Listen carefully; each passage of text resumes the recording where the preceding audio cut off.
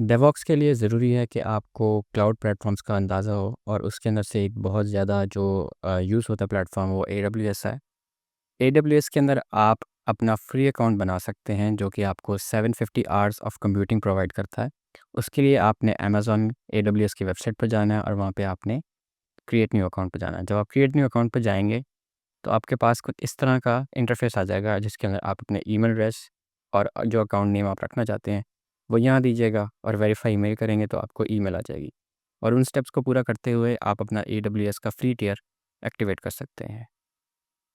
क्योंकि मैंने अपना एडब्ल्यूएस का फ्री टियर ऑलरेडी एक्टिवेट किया हुआ है, तो लिहाज़ा हम चलते हैं एडब्ल्यूएस के इंटरफ़ेस पे ताकि हम उससे फ़ैमिलियराइज़ हो सकें। एडब्ल्यूएस के इंटरफ़ेस में जो चीज़ इम्पोर्टेंट है फॉर नाउ वो ज़रूरी ये है कि आपको उसके EC2 सर्विस का पता हो।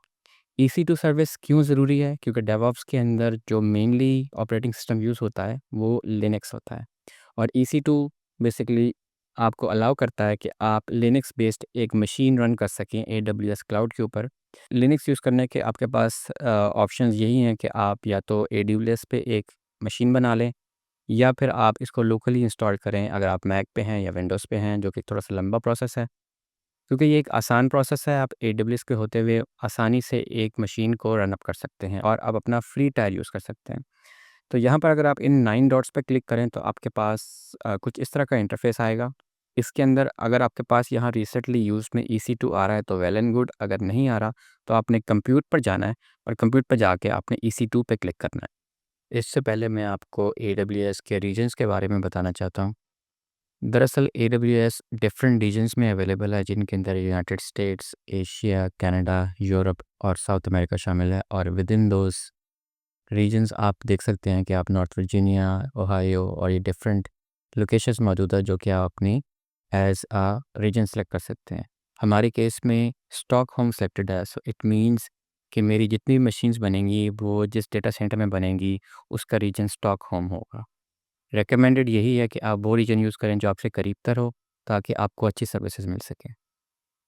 तो अब हम EC2 पे क्लिक करते हैं और हमारे पास एक इंटरफ़ेस खुल जाएगा जो कि हमें बताएगा कि हमारे EC2 की करंट स्टेट क्या है।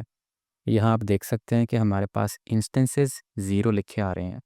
Instances basically number of machines हैं जो कि हमने EC2 में AWS में क्रिएट की हुई होती हैं और यहाँ पे सिर्फ़ रनिंग कंडीशन बता रहा होता है।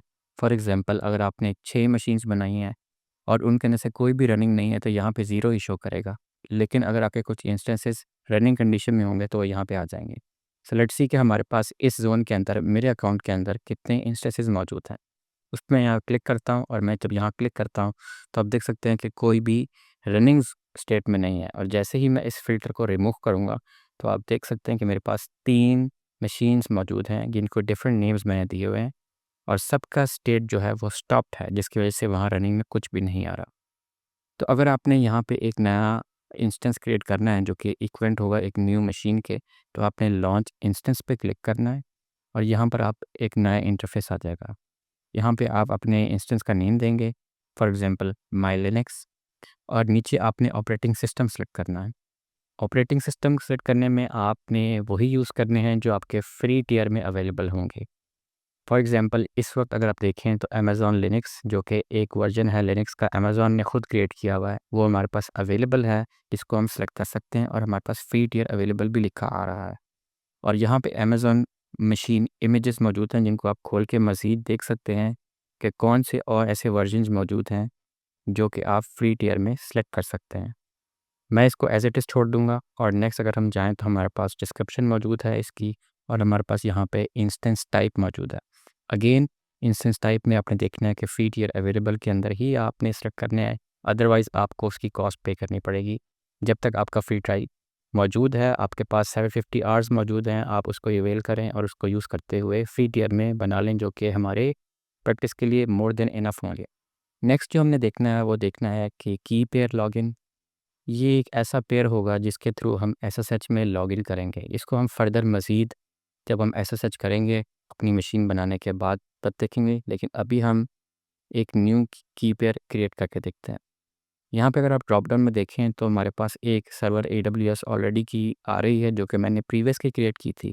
लेकिन हम इस ट्यूटोरियल के लिए एक न्यू की पेयर जनरेट करेंगे। उसके लिए आप यहाँ पे क्लिक करेंगे और यहाँ पे आप अपना की पेयर का नाम देंगे। For example my Linux. Consistency के लिए मैंने वही मशीन का नेम और पेयर का नेम रखा है ताकि मुझे आइडेंटिफाई करने में आसानी हो। RSA को आप RSA एज इट इज़ रहने देंगे, .pem को एज इट इज़ रहने देंगे और क्रिएट की पेयर करेंगे। जैसे ही मैं इस पर क्लिक करूँगा तो मेरा की पेयर क्रिएट हो जाएगा और मेरी एक फ़ाइल डाउनलोड हो जाएगी। ये फ़ाइल बेसिकली मैं यूज़ करूँगा जब मैंने अपने इंस्टेंस के साथ कनेक्ट करना होगा। फ़िलहाल मैं मैक पे मौजूद हूँ, लिहाजा जब मैंने अपने मैक को इस इंस्टेंस जो कि AWS पे है इसके साथ कनेक्ट करना होगा तो मैं इस की को यूज़ करूँगा। इस की को कैसे यूज़ करना है हम इसी वीडियो में एंड में देखेंगे। एक चीज़ का जो आपने ख़्याल रखना है, मुझे देखना है कि आपने कोई भी ऐसी चीज़ सेलेक्ट नहीं करनी जो कि आपके फ्री टियर से एक्सीड कर रही हो जब तक आप इसका फ्री वर्जन यूज़ कर रहे हैं। अगेन आप देखें तो नेटवर्क सेटिंग्स हैं। नेटवर्क सेटिंग्स में अभी फ़िलहाल कुछ चेंज करने की ज़रूरत नहीं है। अलाउ SSH ट्रैफिक फ्रॉम, ये भी आप ऐसे ही रहने दें और इसके अलावा आपने यहाँ पे फ़िलहाल कुछ नहीं तब्दील करना। इसके अलावा अगर हम समरी देखें तो हमारे पास नंबर ऑफ़ इंस्टेंसेस आ रहे हैं। Basically number of instances number of machines हैं कि हम कितनी क्रिएट करना चाह रहे हैं। आप इसको 1, 2, 3 जितने भी चाहें आप क्रिएट कर सकते हैं और ये एट द सेम टाइम उतनी मशीन्स क्रिएट कर देगा। ये सारी सेटिंग्स फ़िलहाल फ्री टियर की अवेलेबल हैं और इसके अंदर हम लॉन्च इंस्टेंस पे क्लिक करेंगे। जैसे ही हम क्लिक करेंगे विदिन फ्यू सेकंड्स हमारी मशीन अप एंड रनिंग होगी। अब आप खुद अंदाज़ा लगाएं कि अगर हमने इस मशीन को अपने लोकल सिस्टम पे कॉन्फ़िगर करना हो तो हमें कितना टाइम और कितनी सेटिंग्स रिक्वायर्ड हैं जो कि हमें AWS जैसा अच्छा एक cloud platform within few clicks provide कर रहा है। यहाँ से अगर हम इंस्टेंसेस पे क्लिक करें, यहाँ पे अगर हम देखें तो अब हमारे पास एक नया इंस्टेंस जो कि माई लिनक्स के नाम से था वो क्रिएट हो गया हुआ है। इस पे अगर मैं क्लिक करूँ तो यहाँ पर इसकी सारी डिटेल्स आ रही हैं और डिटेल्स के अंदर जो इम्पोर्टेंट चीज़ें हैं वो इसका IPv4 एड्रेस है जो कि पब्लिक है और एक प्राइवेट IPv4 एड्रेस है। इन IP एड्रेसेस को कैसे यूज़ करना है इनको भी हम फर्दर डाउन द लाइन देखेंगे। इम्पॉर्टेंट चीज़ एक और जो कि हमने की पेयर असाइन किया था माई लिनक्स वो इसके साथ अटैच हो गया है और अब ये मशीन अप एंड रनिंग है जिसको हम अपने सिस्टम से कनेक्ट कर सकते हैं। याद रखें कि AWS के अंदर जो लिनक्स चल रही है उसका कोई ग्राफिकल यूज़र इंटरफेस नहीं होता, उसका कोई GUI नहीं होता। लिहाजा हमें इसको कमांड लाइन के साथ एक्सेस करना है जो कि एक बहुत अच्छी चीज़ है कि अगर आप कमांड लाइन सीख लेते हैं तो आपको बहुत से कंट्रोल्स हासिल हो जाते हैं और बहुत आप माइन्यूट चेंजेस कर सकते हैं अपनी मशीन के साथ। क्योंकि मैं लिनक्स पे मौजूद हूँ, मैं अपने टर्मिनल से SSH के थ्रू इसके साथ कनेक्ट हो सकता हूँ। लेकिन अगर आप विंडोज़ पे मौजूद हैं तो आप एक सॉफ्टवेयर है जिसको हम मोबा एक्सटर्म कहते हैं, मोबा एक्सटर्म। इसको आप डाउनलोड कर सकते हैं जो कि एक SSH क्लाइंट है विंडोज़ के लिए और उसमें आपको वही कमांड लाइन मिल जाएगी जो मैं आपको मैक में शो करूँगा और फिर आप उसको यूज़ करते हुए अपना SSH कर सकते हैं। तो सबसे पहले मैं अपना टर्मिनल ओपन कर लेता हूँ और मेरा यहाँ टर्मिनल ओपन हो गया। टर्मिनल ओपन होने के बाद जो इम्पोर्टेंट चीज़ है वो ये देखनी है कि मैं इस वक्त टर्मिनल में मौजूद कहाँ हूँ, जिसके लिए मैं एक कमांड है pwd और अगर मैं इसको एंटर करूँ तो मैं इस टाइम यूज़र्स के अंदर डेस्क के फ़ोल्डर के अंदर मौजूद हूँ। और अगर मैंने देखना हो कि इस डायरेक्टरी के अंदर कौन सी मज़ीद डायरेक्टरीज़ और फाइल्स मौजूद हैं तो मैं ls करूँगा और जैसे ही मैं ls करता हूँ तो मुझे पता चल जाता है कि मैं एप्लीकेशंस, डेस्कटॉप, डॉक्यूमेंट्स, डाउनलोड्स ये सब चीज़ें मैं यहाँ पे यूज़ कर इन सारी डायरेक्टरीज़ को यूज़ कर सकता हूँ। तो क्योंकि मेरी इस वक्त जो फ़ाइल थी जो कि मैंने .pem वाली फ़ाइल थी वो मेरे डाउनलोड्स के फ़ोल्डर में गई है तो मैं अपनी डायरेक्टरी चेंज करूँगा डाउनलोड्स पे और अगर अब मैं यहाँ पे ls करूँ तो ये सारी फाइल्स जो कि डाउनलोड्स के अंदर मौजूद हैं वो मैं देख सकता हूँ। अगर आप इसमें देखना चाहें कि आपकी .pem वाली फ़ाइल कौन सी है तो आपकी ये mylinux.pem वाली फ़ाइल है जो कि आपके पास यहाँ मौजूद है। इसके लिए अब आप अगर दोबारा इस इंस्टेंस पे जाएं और कनेक्ट पे क्लिक करें तो आपके पास ये SSH क्लाइंट का ऑप्शन मौजूद है जो कि बताता है कि आपने बेसिकली SSH को यूज़ कैसे करना है इस मशीन के लिए। तो उसके लिए आपने जो चीज़ हम ये 2 स्टेप्स ऑलरेडी कर चुके हैं। SSH क्लाइंट हमारा डायरेक्ट टर्मिनल है क्योंकि मैं मैक पे हूँ, अगर आप विंडोज़ पे हैं तो आपने मोबा एक्सटर्म यूज़ करना है।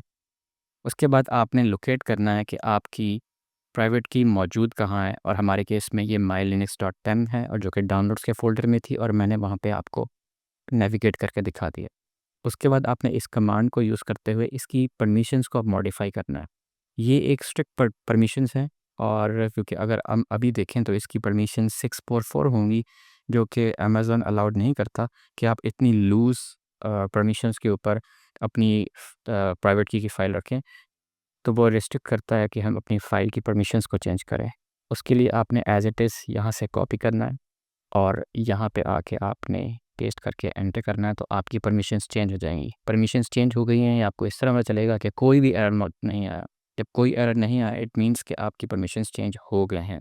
अब आपका ये सारा प्रोसेस हो गया हुआ है। अब सिंपली आपने इस कमांड को कॉपी करना है, यहाँ पर दोबारा टर्मिनल में आना है, पेस्ट करना है और आपने एंटर प्रेस करना है और वो आपसे पूछेगा कि are you sure you want to continue, तो आपने यस टाइप करना है।